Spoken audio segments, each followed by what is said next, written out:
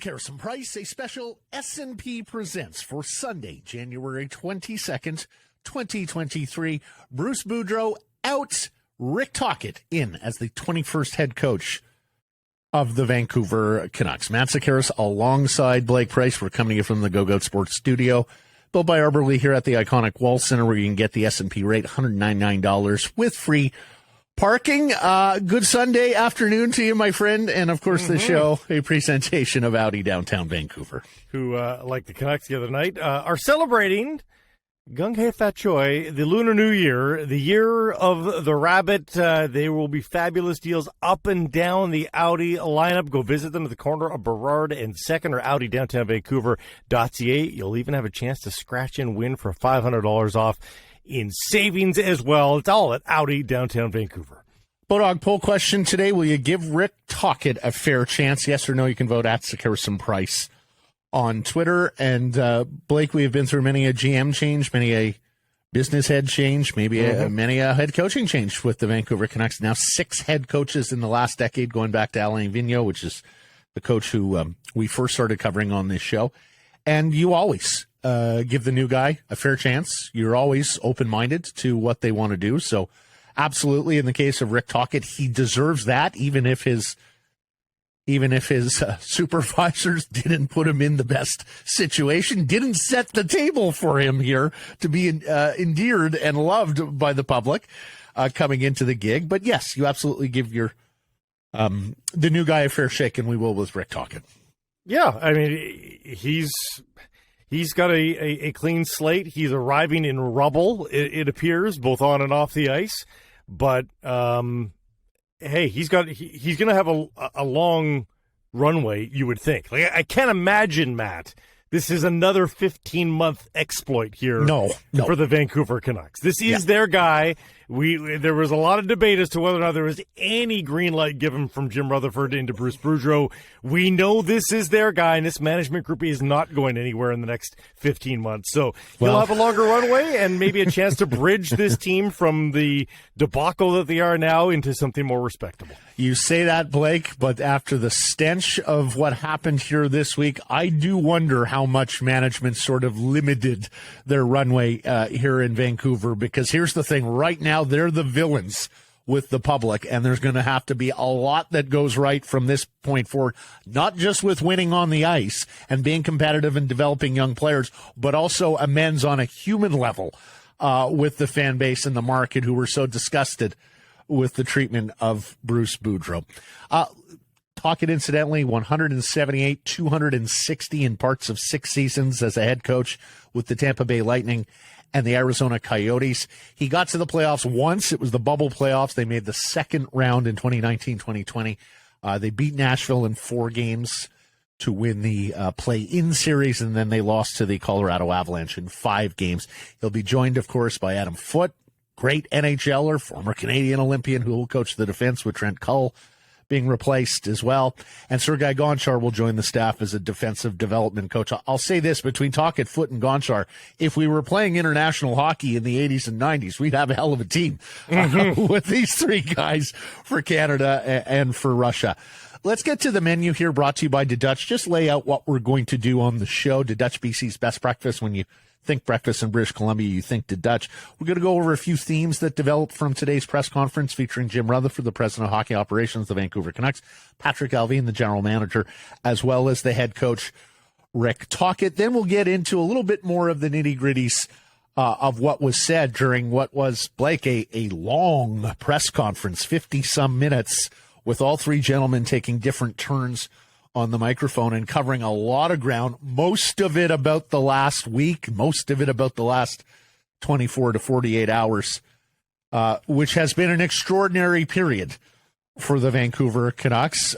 Seminole will live in Canucks lore. It will go down with a lot of the different peculiarities of this franchise, from Roger Nielsen raising the white towel, Blake, to Bill LaForge being fired in record order, to Mark Messier and Mike Keenan. Like, this will be one of those signposts in Canucks history.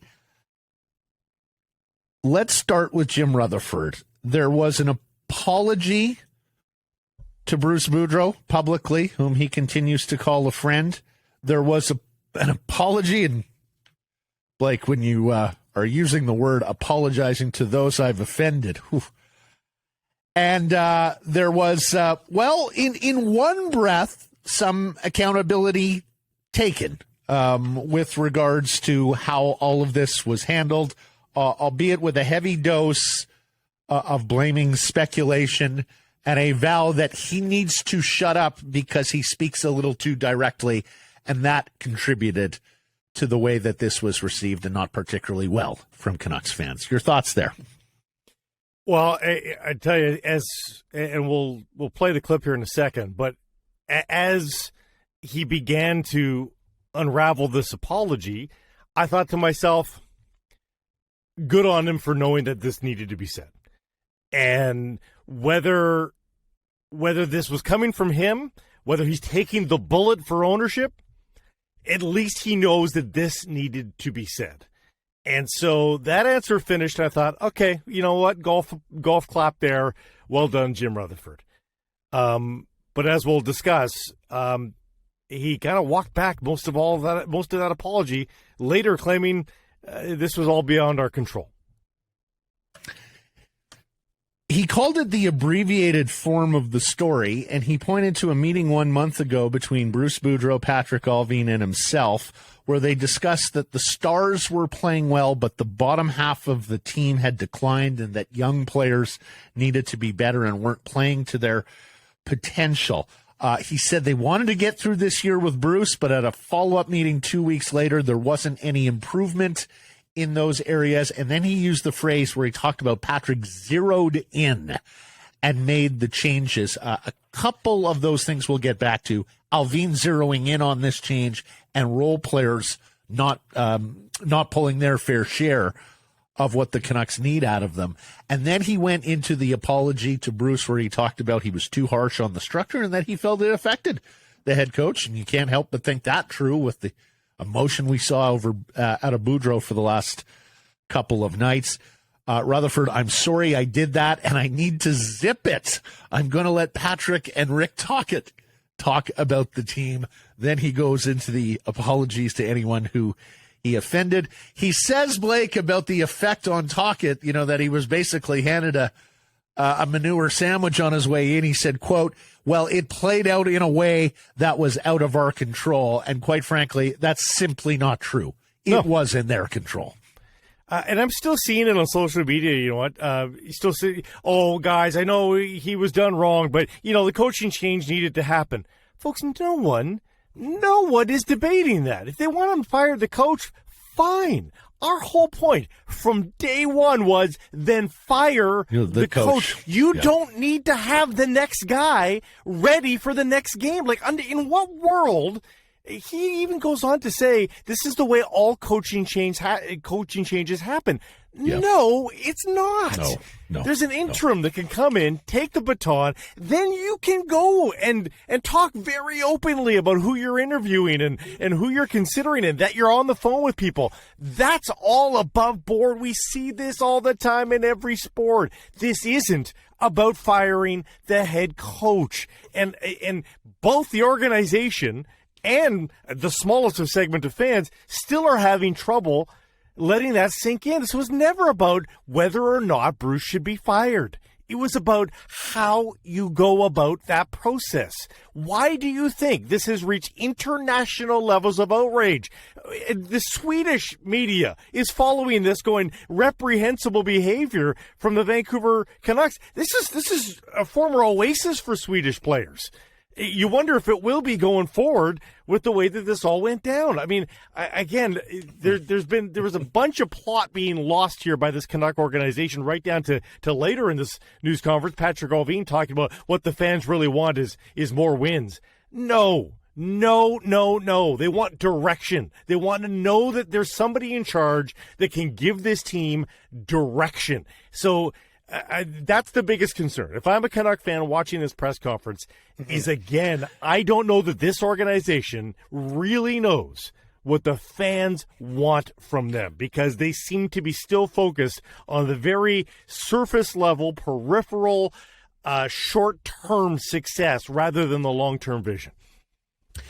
Speaking of international, I mean, Forbes magazine, the Bible of business, whipped up an overnight column from their leadership expert on how not to do it, and use the Vancouver Canucks as an example. In terms of how irregular this is, I want to read this tweet from Kevin Papetti, a hockey writer back east, who says, I don't recall ever watching a situation like this in pro sports. Everyone knows the coach is about to be fired, but the coach is still expected to coach. Even though the team has struggled greatly, the fans are still cheering for him. And Blake, I must say, the phrase was used to me on with a friend the other day. Bruce Boudreau is the first coach in NHL history to have to what's the term I'm looking for? Give his own exit interview? Sorry, here it is. He's the first NHL coach to be given working notice. Yeah. Basically you got to work through to your final game. The only comparable, Matt, and you would know better than I, the only comparable, the odd time a college football head coach or an NFL head coach, the odd time knows he's done at the end of the season, coaches the final week. But it's one game. It's one game to answer for, not a month's worth of games. Or even a week or 2 weeks. More on that in a second. You're right. Occasionally a college football coach will get to coach the bowl game or coach the rivalry game, his final game, before he gets fired. Rutherford was asked, well, why not make the change 2 weeks ago? He said it was speculation that drove this. It wasn't us. Then was asked, well, why not make the change a week ago? And acknowledged at that point that in hindsight, we never thought about doing it that way. But in hindsight, because some people are upset, and he acknowledged it was something that they could do. But they did fight back a little bit about the public reaction on how cruel and humiliating this was.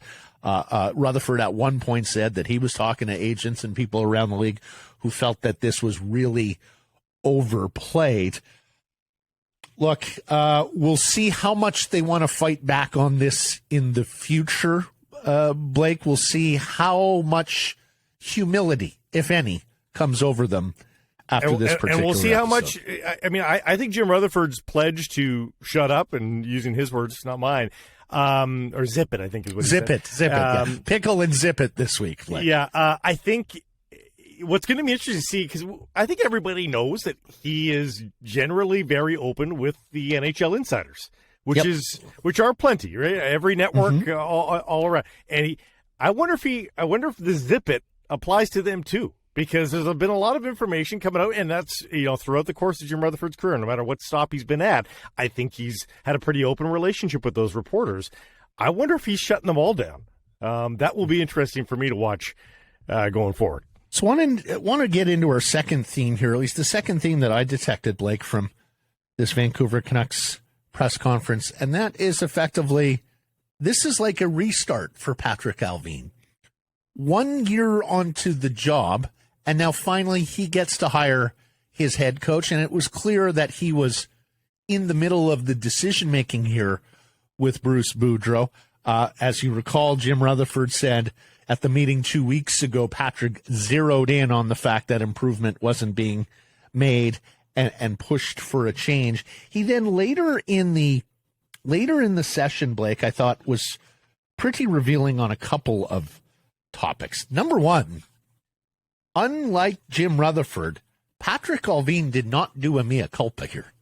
He did not apologize for the way this was handled. He, whether it was intentional or not, distanced himself from the process that went down with Boudreau, and even then went on to play dumb about not knowing of the negative attention that this was generating across social media.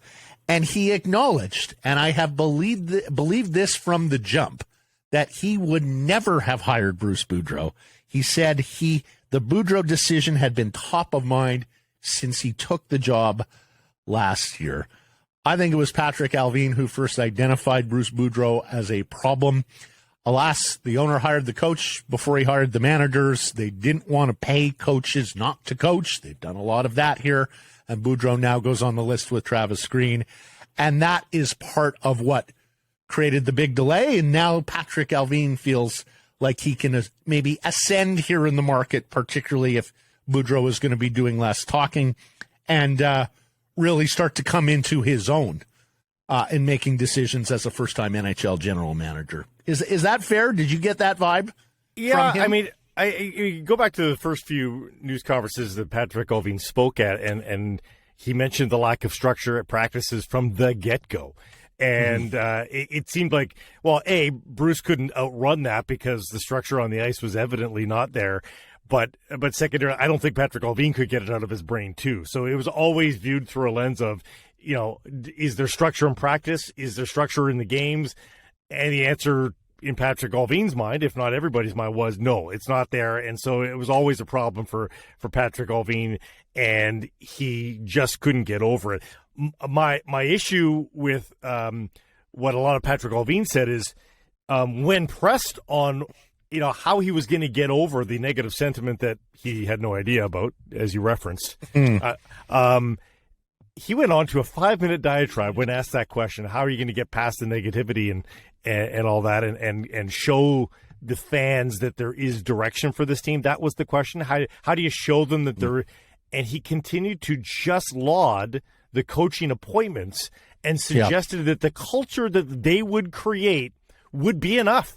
There was nothing about player personnel moves. There was nothing about, hey, we're going to liquidate so-and-so. Or you don't even have to give us the details. You're not going to say, well, we're going to trade Bo Horvat. We're going to trade. You're not going to say that. But you could say, we're going to make some player personnel moves. Not all of them are going to be popular with everybody, but it's all going to be, like, it's so easy to come up with a semblance, a template of player personnel moves that will give people confidence that there is a direction to this team. Instead, it was culture and atmosphere, as if that would be enough. The sheer presence of Rick Tocchet, which actually sets Rick Tocchet up for failure in some ways, that he just arrives and the ambiance that Tocchet oozes, nobody's that. Nobody can do that. Nobody just arrives, snaps their fingers, and all of a sudden, we're a Stanley Cup contender because Rick's here. That's not fair to Rick Tocchet.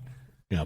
Well, and that's a fantastic point, Blake. And of course, this feeds into two of the larger questions that the Vancouver Canucks, I'm not sure, entirely answered today. And that is, why did you move heaven and earth for this coach? I mean, other than we really, really like him. And then why did you move heaven and earth and put your organizations and fans and Boudreau through this for this coach at this time?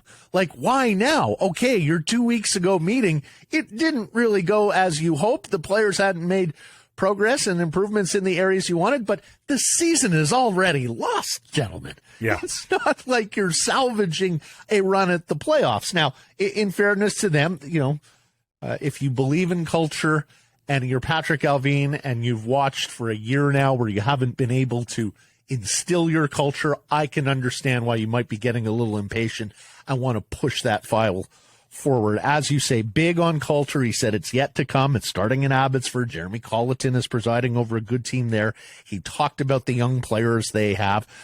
Culture is great, by the way. Like, culture is something, but he made it everything, and that's the danger. Well, he talked about how a big part of the next step will come from the high character coaches that they've hired, and you hope, and we have every indication to believe that Rick Tocchet has changed his life since he was involved with that gambling scandal many years ago. Both Tocchet and Allvin talked about how the players should feel safe. In one breath, I thought, is that sort of a nod to their current dressing room that might be still pissed off about Tanner Pearson? Did they mean safe in like a physical way, I don't know, but also in a way, but also in a way of, and Tocchet spoke a lot about this, and we're going to get to it, and I was for all of it, where he said, he's got to be a coffee machine guy. He's got to be there answering the questions and asking questions of the players. And of course, the other thing that Allvin and Tocchet were pretty strong on, Blake, was the fact that they feel like the bottom end of the roster is not giving them enough now. He talked at one point about 2/3, Allvin did, of the roster. More than 2/3 of the roster is able to contribute, and that they need to get more out of players, and particularly young players. So, not only, Blake, are they putting the burden? Well, there are 3 burdens they put on Tocchet. Number 1, his entrance here. I mean, they have really served him up to be the bad guy here in juxtaposition to Bruce, who they turned into a martyr. Number 2, the culture and character, which they're putting entirely on him. And then as well, and he'll have some allies here, including the Sedin twins and others, but young player development. They talked about, and Rutherford even name-checked at the end of the session, Vasily Podkolzin and Nils Höglander, and how they need to get more out of their young players who have taken a step back. Said that they would be back in some short order as well. I mean, short order might be reading into it a little bit, but before the end of the season, we're going to see Podkolzin and Höglander in some regard, and that's promising. I think it's a lot though to say that the team is struggling because of Höglander and Podkolzin. That wasn't explicitly laid out in there, but for them to highlight that so many times and put such a stress on that, like, I think it goes beyond 2 wingers not doing their job. Yeah. And really goes beyond the bottom 6 not doing their job. Of course, the staff on that blue line. That's a big part of it. Now, whether or not they call that the back end of the lineup, I mean, that's defensemen 2 through 7. I don't know that that's the back end of the lineup. But it's a lot of burden on a lot of people that aren't them. Really. And we want to hear your thoughts on this. Text us 778-402-9680 to the Great Clips inbox. Great Clips. It's going to be great. Bodog poll question. Will you give Rick Tocchet a fair chance? Yes or no? You can vote at Carson Price on Twitter. Bodog, your trusted source for casino games, poker strategies, and sports odds. And, Blake and I are both in the camp of, yes, you have to give the head coach a fair chance and keep an open mind. And so let's get to our third theme of the day. And that's Rick Tocchet getting more out of more people. Look, his first statement, Blake, was about role players and how they can be doing more.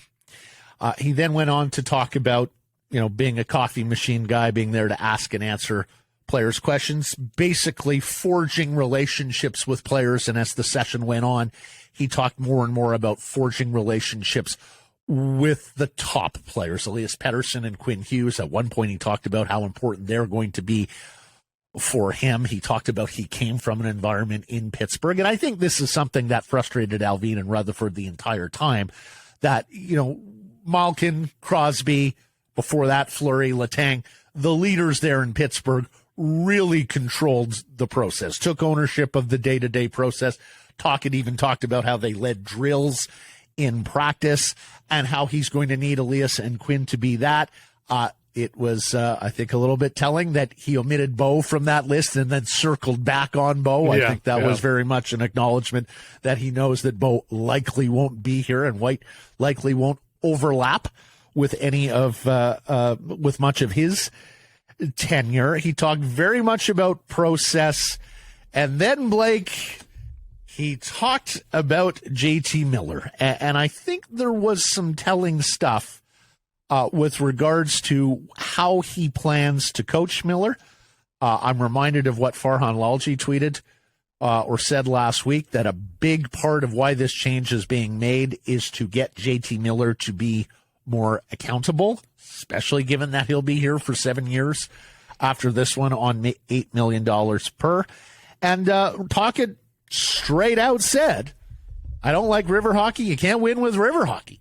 I mean, does he consider Bruce Boudreau style river hockey? Is that's the insinuation here, that river hockey is the no defensive structure game that they're playing, which is a bit of a slam, I thought, on Bruce Boudreau to some degree. To be fair, he prefaced several answers with, I don't want to be the new coach coming in talking about the old regime and how they did things and sounding like I'm trashing them.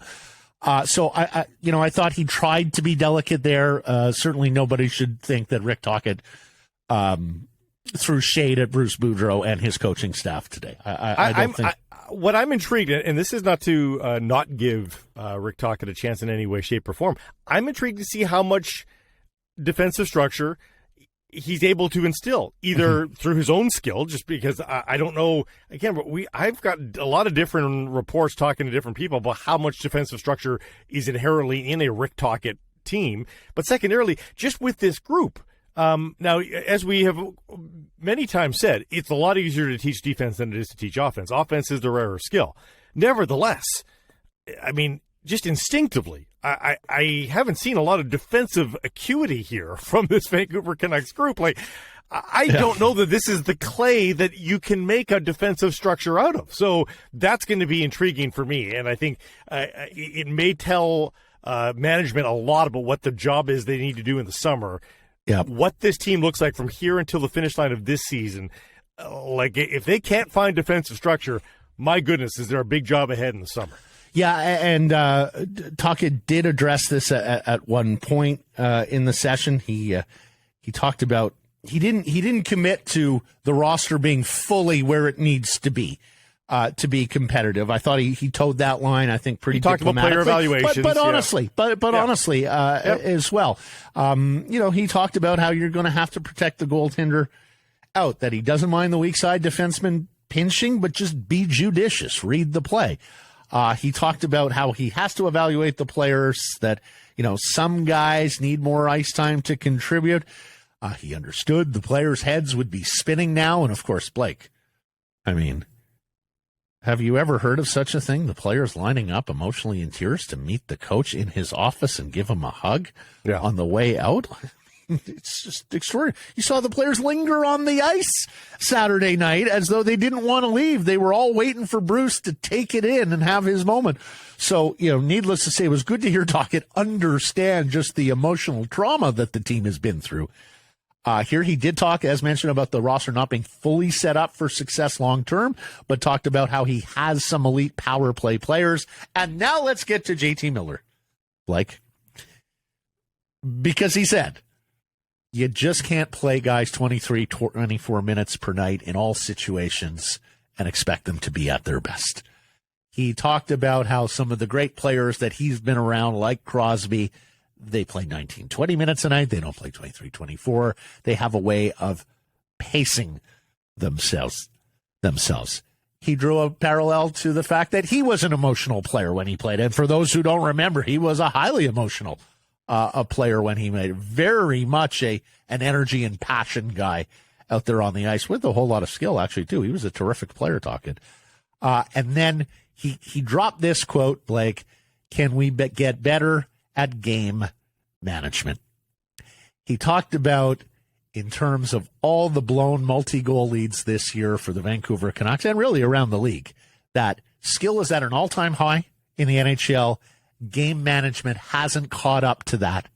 And he talked about what he saw with JT Miller and the Canucks was a lot of, live to play another shift. Don't gamble here, right? Wrong time to gamble. Live to play another shift. Manage the game, manage the puck a little smarter based on the scoreboard, how much time is left on it. Read the game, play situational hockey a little better than what they have through the first half of the season under. And if Rick Tocchet can do that with JT Miller, by all means, but that's an old dog that's going to be asked to learn new tricks. Like, JT Miller has evolved greatly from the time that he was a New York Ranger. Mm-hmm. But I wonder if the evolution is complete and that this is JT Miller.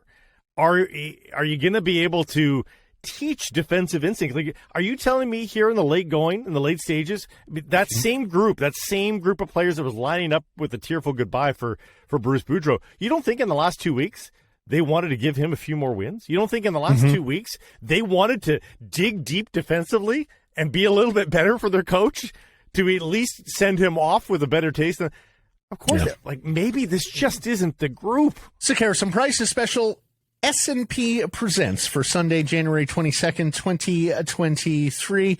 Bruce Boudreau fired as head coach of the Vancouver Canucks, replaced by Rick Tocchet, who becomes the 21st coach in the history of the Vancouver Canucks.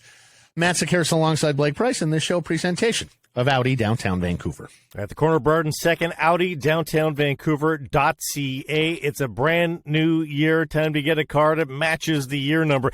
2023, don't you know? Check out the fabulous lease deals. Go visit Chris O'Neill and his fabulous sales team right now. Get your pre-order in. Pick every nuance in detail.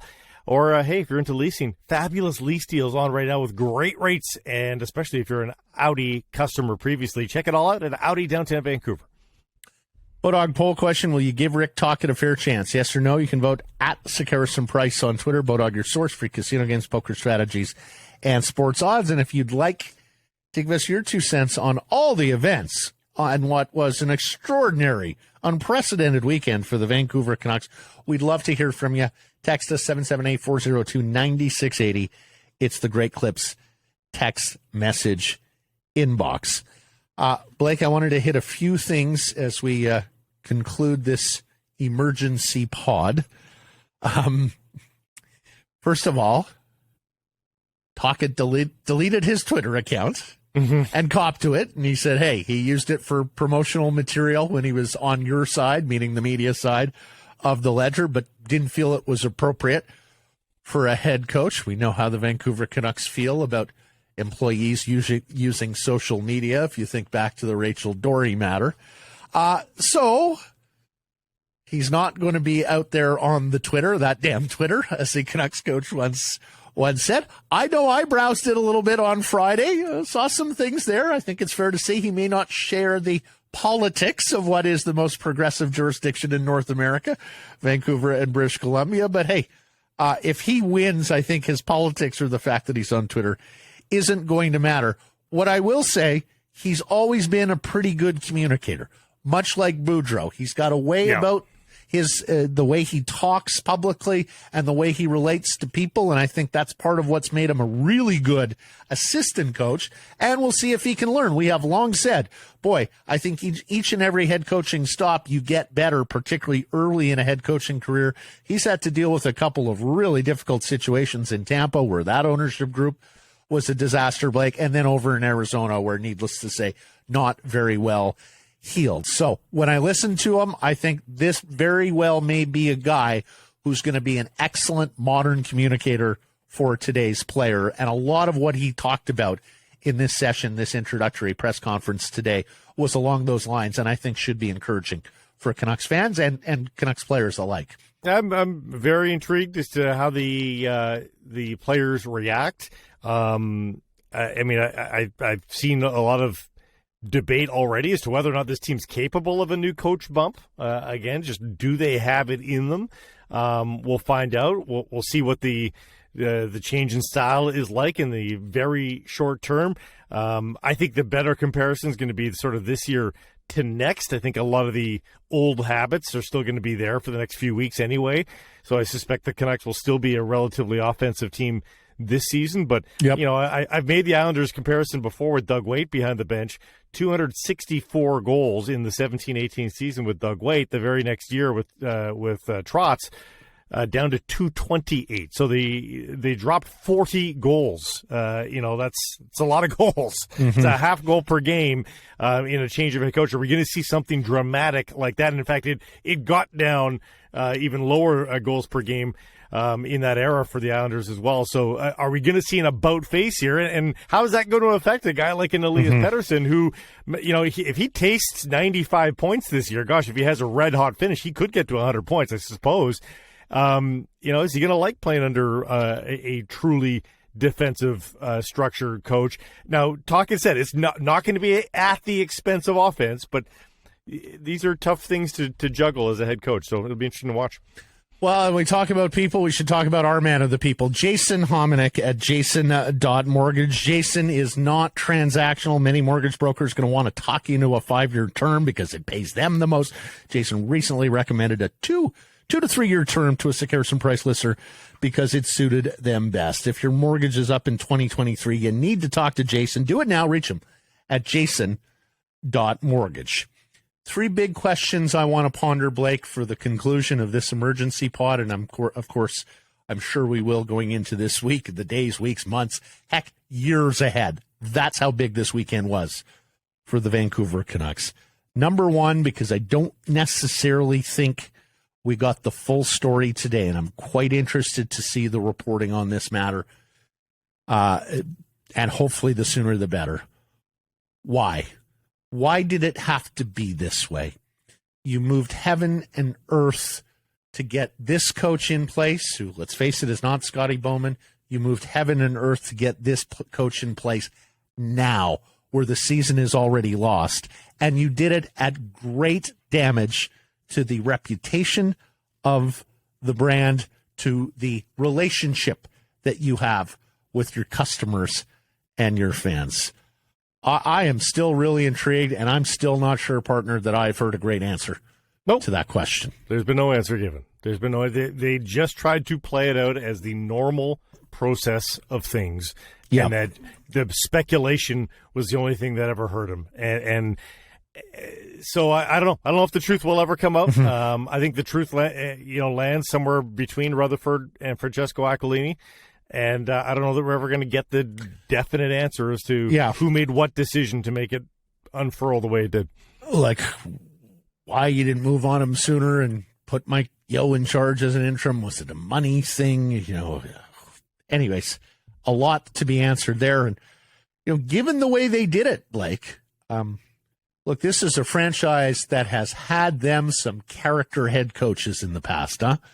When you go all the way back to the Roger Nielsen's and the Harry Neals, the Pat Quinns, the Mark Crawfords, Alain Vigneault, Mike Keenan, Torts, and Bruce manages to stand out amongst that pantheon of head coaching characters and goes down as maybe arguably the most lovable, the most huggable, given the city, the building last night in Canuck Nation pouring its heart out with an emotional, tearful head coach last night on the bench. It is truly a remarkable moment. I want to read this tweet from Ella Blake, at Ella V96. Bruce, you brought back genuine joy to this market amidst its darkest moment. You made being a fan of this franchise, run by trash ownership, temporarily fun again. Thanks for the time. Hashtag Bruce, there it is. I think people had fun with the Bruce There It Is last season, no doubt about it. But I wonder if he's fired November 15th. Let's say they make the move there. None of this final chapter happens the way that it happens. Nope.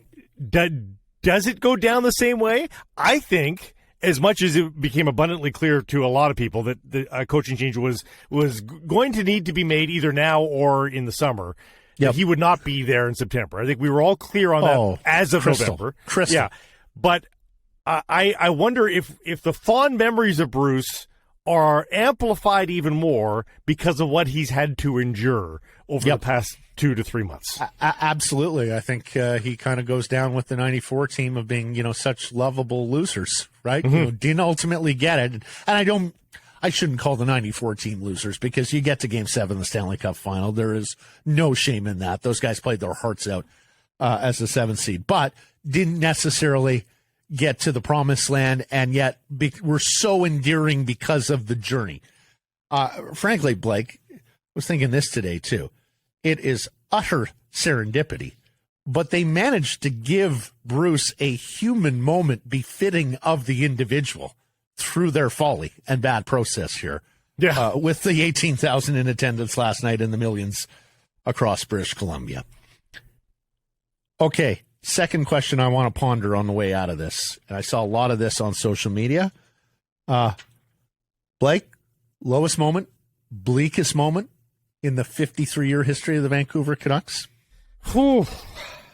I know it's a tough one. It is. There's a lot. Many sort of drawing the parallel and going, this is something that stands there with Stanley Cup riots.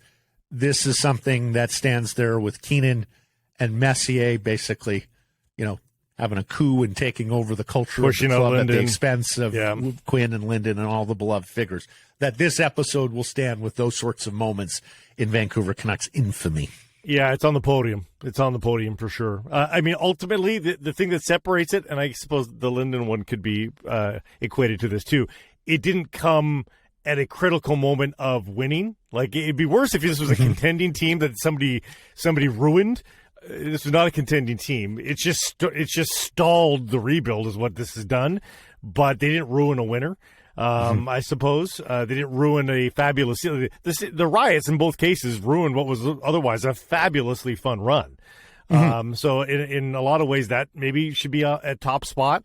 But yeah, not a proud moment for, and I think the city wears it. I think the city's upset that, and I shouldn't say you that. have brought shame upon our town. Yeah, although all the outside critique that we've heard, I don't think anybody's saying, hey, Vancouver sucks. I think people have been saying Canucks suck. Hey, quite the opposite, frankly. Yeah, yeah, you're right. Yeah, the treatment from the fans. I've seen a lot of people go, "Wow, look at the fans in Vancouver. Is that not terrific? Look at the outpouring on social media, Canucks Twitter. People think it's so toxic, right? Go look at it this weekend. Go look at the outpouring of empathy and compassion and unanimity and justice and all the things that shone through Canucks Twitter this weekend for one Bruce Boudreau. It was a galvanizing weekend. Absolutely. It was a galvanizing month. Absolutely. Very few didn't get into the boat this weekend and say, hey, there's got to be a better way. Vancouver Canucks. And he goes down, Blake, as the fourth winningest coach in the history of the Vancouver Canucks by point percentage behind, of course, Alvin is way ahead. Pat Quinn, Mark Crawford. Only 5 coaches in Canucks history have had a plus 500 winning percentage, and Bruce Boudreau is one of them. Lastly, Blake, and to me, this is the big question of it all. Is this an inflection point? Is this a turning point for either the Aquilini ownership group, the management of Jim Rutherford and Patrik Allvin, or both? Do those 3 individuals recover from this, or will this shorten the tenure of Rutherford and or Allvin? And is this going to force the hand of this ownership group to look around and either do things differently, or, as many would want, #sell the team? I don't think it's going to expedite that file in any way, shape, or form. The selling of the team, I just don't know that it's even on the radar. I don't think ownership felt this. I really don't. I don't think it made a mark on their psyche at all. Management wise, I think there's been a bit of a warning shot there about the market, but based on what I heard today, again, I didn't see them taking any accountability. The apology was there and then taken away, and Patrik Allvin failing to recognize failing to address talk of a rebuild. I don't know. I just I've got far more hope that Rick Tocchet will be earnest in his job. Like, I think Rick Tocchet is going to genuinely go about his business. I think Rick Tocchet will be. I give him the clean slate, but I don't see anything from Rutherford and Allvin that gives me hope that they truly understand what the fans want and that they have the leeway to rebuild. They still think that they're forced into a win now situation. I do wonder several things. Number one, whether the family patriarch, Luigi Aquilini, what he thinks of all of this, if this is a last straw for Francesco running the club, if that decision is made for a gentleman who's nearly 90. I do wonder whether you'll see the ascension of Dax Aquilini, who is Francesco's nephew and has been working for the club for some time. I believe he's a lawyer by trade. Because you need a new face of ownership, and a voice from ownership, because that's the other thing that's lacking here, Blake. Mm-hmm. Michael Doyle's been on the job 18 months. Have you ever heard him speak? Nope. So, yeah. I also wonder whether this will accelerate Jim Rutherford into retirement. He turns 74 next month. Needless to say, he got the market wrong here. Needless to say, he took a lot of punches here. He talked about how great it is being back in Canada and how wonderful it is for him to manage in a new environment that he wasn't familiar with in Pittsburgh and Carolina. You wonder whether Rutherford, and more importantly, maybe his family, share that view of the market right now, or if it's looking a little bit more glass half empty, because he's a Hockey Hall of Famer, and I'm not sure he's ever faced the sort of universal, loud, and poignant criticism that he has faced this weekend from across the hockey world. And as I said, with regards to the themes that I saw, the thread lines that I saw through this press conference, and that is, does Patrik Allvin take a firmer hand in the proceedings? Are we going to hear from him more? I think we will. With Rutherford standing back, is Patrik Allvin going to get more of the steering wheel here going forward and maybe ascend into the number one hockey position with this ownership group? if Rutherford has had enough. Or is Rutherford just working the pedals? And Patrik Allvin steering. We're going to hear less from Rutherford. I think that's abundantly clear, but I don't know that that's necessarily indicative of who's making the decisions. All right, we'd love to hear from you. 778-402-9680. It's the Great Clips text message inbox. We will read many of your submissions as the week goes on the regular Monday to Friday Sekeres and Price program. But that'll wrap it up for now. This is a special edition. S&P presents Emergency Pod. Bruce Boudreau out.